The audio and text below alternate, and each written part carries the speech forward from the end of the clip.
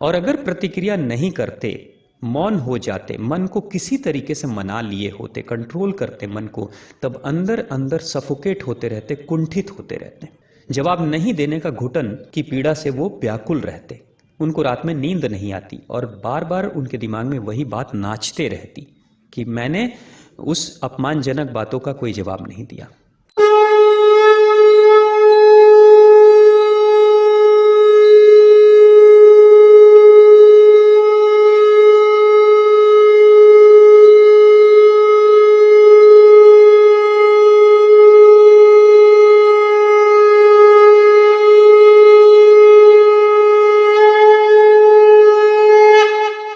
ओम श्री कालिके शुभदेवी सूर्यकूट निवासने रक्षमार्तमहमाय विश्वरूपे नमस्तुते। जैसे आप ये कह रहे हो कि हमारे ग्रंथों में भी और हमारे जो भी पूर्वज गुरु रहे हैं उन सब ने यही कहा है कि किसी की गलतियों को माफ़ कर देना चाहिए। माफ़ी करना या माफ़ कर देना ये अच्छी बात होती है। क्षमा करना बहुत बड़ा धर्म है, ऐसा कहते हैं। तो ये बात सही है, लेकिन ये बात कुछ हद तक सही है। इसके दो पक्ष हैं। अब इन दो पक्षों को समझना बहुत ज़्यादा ज़रूरी है। उसके लिए मैं एक सिचुएशन की बात आपसे करता हूँ। मैंने ऐसा पढ़ा था कि भगवान बुद्ध अलग अलग लोकेशंस पे जाकर और लोगों के बीच में जाकर ध्यान का प्रचार प्रसार करते थे, उनके साथ ध्यान के कई प्रयोग कराते थे, उनको ध्यान में उतारते थे और अपनी जो बातें थी, ज्ञान की बातें थी, वो हमेशा लोगों को बताया करते थे और उस रास्ते पे चलाने के लिए लोगों को प्रेरित किया करते थे। ऐसा वो अलग अलग लोकेशन पे भ्रमण में रहते थे। जैसे 3 दिन एक लोकेशन पे, 3 दिन फिर दूसरे लोकेशन पे, ऐसे करते रहते थे। उसी दौरान, उसी यात्रा के दौरान उनको एक ग्राम में एक ऐसा इंसान मिला जहाँ पे वो अपने सत्संग प्रवचन कर रहे थे। ठीक उसी समय एक ग्रामीण आता है और बहुत बुरा भला अपशब्द कहता है। अपशब्द कहता है, बहुत सारी गाली गलौज करता है। भगवान बुद्ध ने सुना तो मौन होकर सब कुछ सुन लिया और उसके बाद से वो आदमी अपनी गालियाँ वालियाँ देकर और फिर वहाँ से चला जाता है कि तुम ढोंगी हो, तुम फरेबी हो, तुम दूसरों को मूर्ख बनाते हो, है ना। ये सब बातें करके वो चला जाता है वहाँ से। भगवान बुद्ध फिर से अपनी बातें जो कर रहे थे उसको आगे कंटिन्यू करते हैं और अपनी बात को पूरा करते हैं और बात पूरी हो जाने के बाद से फिर वहाँ से उठते हैं, आगे की राम की यात्रा के लिए वो निकल पड़ते हैं दूसरे गांव की तरफ। जब दूसरे गांव में चले जाते हैं तो दूसरे दिन वो दूसरे गांव में जब सत्संग प्रवचन कर रहे थे, लोगों से बातचीत कर रहे थे, बहुत सारे ग्रामीण बैठे हुए थे वहाँ पे, उसी समय वो इंसान जिसने एक दिन पहले गालियाँ दी थी भगवान बुद्ध को, वो रात में जब सोता है तो उसको बड़ी ग्लानि होती है अपने ऊपर। उस इंसान को ऐसा लगता है कि मैंने जिस इंसान को गालियां दी उसने रिएक्शन में, प्रतिक्रिया में एक शब्द भी गालियों की मेरे ऊपर उन्होंने नहीं डाली, यानी कि मुझे बदले में कोई गाली नहीं मिली, मैं गाली दिए चले जा रहा था। और वो सभी के साथ बैठे थे, अपने शिष्यों अनुयायियों के साथ में, ग्रामीणों के साथ बैठे थे, भरी सभा में मैंने अपमानित किया। उनके समर्थन में बहुत सारे लोग थे वहाँ पे। वो चाहते तो उनके समर्थक ही मुझे जवाब दे सकते थे या प्रतिक्रिया कर सकते थे, लेकिन न उन्होंने कोई प्रतिक्रिया की, न उनके समर्थकों को प्रतिक्रिया करने का मौका दिया।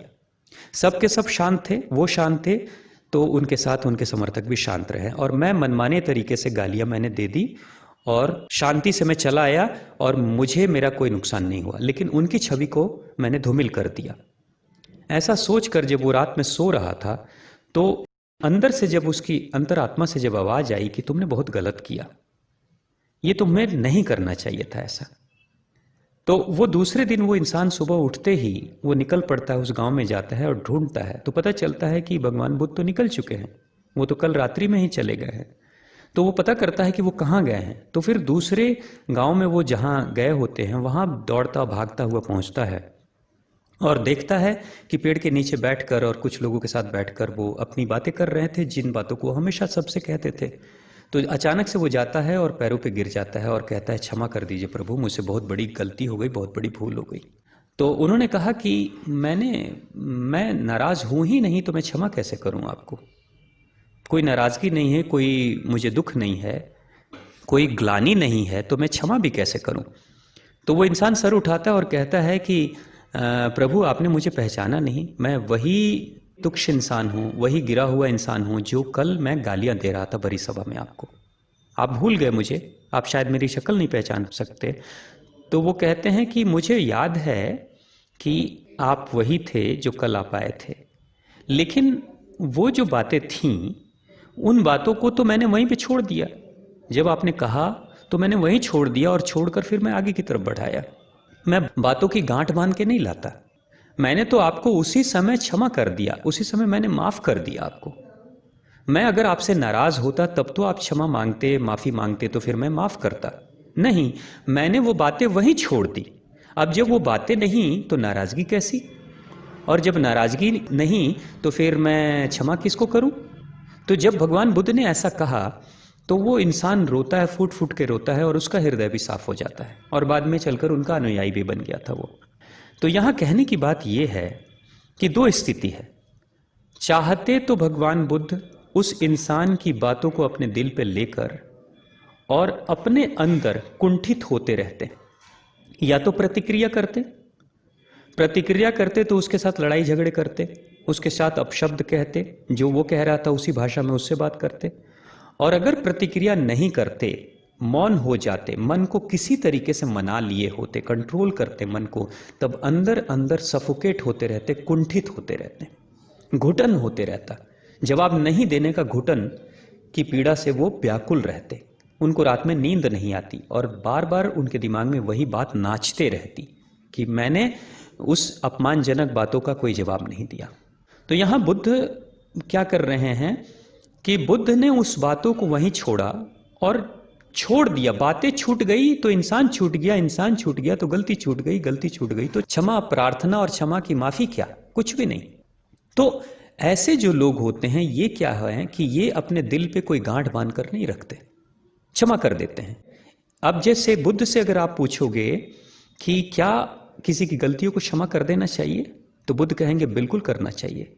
तो फिर अगर आप ये पूछोगे क्या बार बार क्षमा करना चाहिए, तो वो कहेंगे हर बार क्षमा कर देना चाहिए। वो कहेंगे हर बार क्षमा कर देना चाहिए। तो यहां किसको क्षमा कर रहे हैं? हर बार क्षमा करके वो ये नहीं कह रहे हैं कि आपने मुझे अपमानित किया, आपने मेरे साथ बुरा भला किया, मैं आपको क्षमा करता हूं, ताकि उसको फिर से प्रेरित वो कर सकें कि तुम दोबारा से गलती कर सकते हो। दो तरह की चीजें हैं। अगर आप हर गलती को क्षमा कर रहे हो तो इसका मतलब फिर से दूसरी गलती के लिए प्रेरित कर रहे हो। अगर आप उस इंसान की बातों को अपने मन में गांठ बांध करके नहीं रखते हो और मन से उसे हटा देते हो, निकाल देते हो, उसको क्षमा कर देते हो उसी मोमेंट पर कि ये तो नासमझ है इसलिए नासमझी में ये ऐसा कह रहा है, तो अगर आप अपने लेवल पर अपनी आध्यात्मिक उन्नति के स्तर पर देखना चाहते हो तो हर क्षण एक इंसान चाहे 1000 बार गलती क्यों न करे, क्षमा करो करो करो और करते चले जाओ। क्यों करो? ताकि आप अपने मन पे कोई बोझ लेकर मत चलो, क्योंकि आपका जो मन है ना वो आपकी पूरी जिंदगी का बागडोर है, जिंदगी की गाड़ी को चलाने वाला है। अगर मन व्यथित हो जाए, कुंठित हो जाए, दुखी हो जाए तो आपकी जिंदगी दुखी हो जाएगी। तो ऐसे सद्गुरु, ऐसे लोग वो होते हैं जो अपने स्वयं के मन के मालिक होते हैं। ये कहते हैं किसी भी हालत में अपने मन पे मैल नहीं जमा होने दूंगा, इसलिए मैं मेरे पास एक बार नहीं 1000 बार कोई एक ही गलती करेगा फिर भी मैं क्षमा करूंगा। मैं गांठ बांध कर नहीं लाऊंगा, क्योंकि अपनी बीपी मुझे नहीं बढ़ानी है, अपनी रात की नींद नहीं हराम करनी है। मैं तो हर बार क्षमा करूंगा। लेकिन सामाजिक स्तर पर ये लोग कभी भी ऐसा नहीं कहेंगे कि नहीं, एक चोर चाहे कितनी बार चोरी कर ले उसको क्षमा करते जाओ, क्षमा करते जाओ। तब तो आप चोरी को प्रोत्साहित कर रहे हो, आप चोरी को बढ़ा रहे हो। एक मर्डरर को, एक जो हत्या करता है, उसको सामाजिक स्तर पे जैसे कोई कोर्ट कानून अगर कहे, कोई जज कहे कि नहीं ऐसा ग्रंथों में और ऐसा हमारे गुरुओं ने कहा है कि क्षमा कर देना चाहिए, तो केस का फाइनल स्टेज आए और तब कहा जाए उसको कि नहीं क्षमा कर दो इस इंसान को, तो आप देखो कि फिर समाज की स्थिति क्या होगी और समाज में कितनी हत्याएं होंगी, फिर समाज में कितने दुष्कर्म होने लगेंगे। तो दो स्तर की चीजें हैं कि आप कैसे जीवन को जीना चाहते हो। आपके क्षमा से अगर आपका आध्यात्मिक उन्नति आपकी हो रही है तब बिल्कुल क्षमा करते जाओ। लेकिन आपकी क्षमा से अगर सामाजिक पतन हो रहा है, समाज के कानून में पतन हो रहा है, समाज में व्यभिचार बढ़ रहा है, अपराध बढ़ रहा है, तो बिल्कुल क्षमा ना करो। तो समाज का कानून अलग है, आपके स्वयं का कानून अलग है।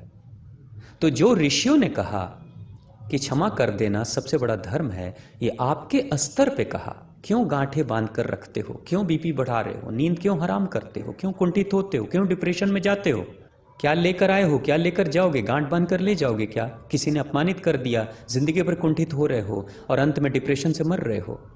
ऐसा क्यों? ये खुद को सजा देना है। इसलिए उस दृष्टि से आपको क्षमा कर देना चाहिए, लेकिन सामाजिक दृष्टि से क्षमा नहीं करना चाहिए, उसमें सुधार करना चाहिए। इसलिए जेलों को, कारागृहियों को कहा गया है सुधार केंद्र, सुधार घर उसे बोलते हैं। सुधारो, है ना, सुधरने का मौका दो। जेल में किसी को बंद करना यानी सुधरने का मौका देना। वो भी क्षमा करने का एक तरीका है, लेकिन दूसरे तरीके से जेल में बंद करके उसकी अंतरात्मा को जगा करके उसको रोक करके सोचने के लिए मजबूर करना कि देखो आज तुम्हारी आज़ादी छीन गई। क्यों? क्योंकि तुमने कुछ ऐसा गलत किया जो ठीक नहीं था। तो वो सोचेगा, विचारेगा और सोच विचार करके वो अपने विचार को बदलेगा, और आने वाले समय में जब विचार बदलेगा तो व्यवहार बदलेगा, व्यवहार बदलेगा तो उसमें सुधार होगा, सुधार होगा तो वो सही अर्थ में उसको क्षमा करना होगा कि तुम्हारी गलतियों से मैंने क्षमा किया, ताकि गलतियों को हटा दिया सुधार गृह में भेजकर। ये भी एक दूसरे तरीके का क्षमा करना है। देखो, अगर आपके अपने रिलेशन में, आपके दोस्ती में, आपकी मित्रता में अगर इस तरह के लोग होते हैं जो कि कोई ऐसी बात कर रहे हैं जिससे कि आपको दुख हो रहा है, आपके मन में पीड़ा हो रही है, तो वैसे स्थिति में आप दुखी मत हो। अगर मान लो किसी की प्रकृति ऐसी है जिसको बैक बाइटिंग बहुत पसंद है, किसी की चुगली करने में बड़ा आनंद आता है, तो उसकी प्रकृति को समझ लो, और उसकी प्रकृति को समझते हुए मन ही मन ये मान लो कि भाई इसकी यही प्रकृति है। जैसे बिच्छू है तो बिच्छू तो डंक ही मारेगा ना। बिच्छू से तो उम्मीद नहीं कर सकते हो ना कि वो खरगोश की तरह व्यवहार करेगा बहुत सॉफ्टली, नहीं, वो डंक मारेगा। तो आप समझ लो कि वो बिच्छू है, वो डंक मारेगा। वो कौवा है, वो कौवे की तरह चिल्लाएगा, उसकी वाणी कोयल जैसी नहीं होगी, ये समझ लो।